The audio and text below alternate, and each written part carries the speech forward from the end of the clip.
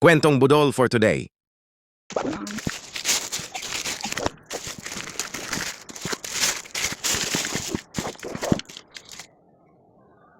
All year round naman ang pagpunta sa dagat at pag-enjoy ng underwater view. Huwag lang pag bumabagyo. Dahil for sure wala kang enjoyable view na makikita. Sana lang nabili ko ito bago pumunta ng Cebu para mas na-enjoy ko ang underwater view sa Moalboal.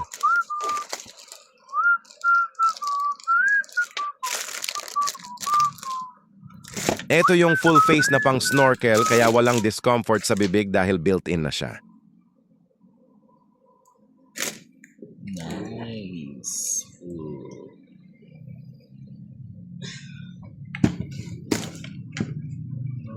You have the option na higpitan. So kung malaki or maliit ang mukha mo, pwede mo stang ma-adjust.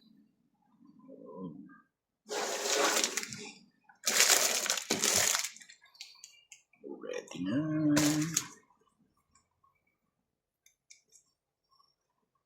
So ano pa hinihintay mo, bilhin mo na para makapag-beach ka na habang hindi pa tag-ulan.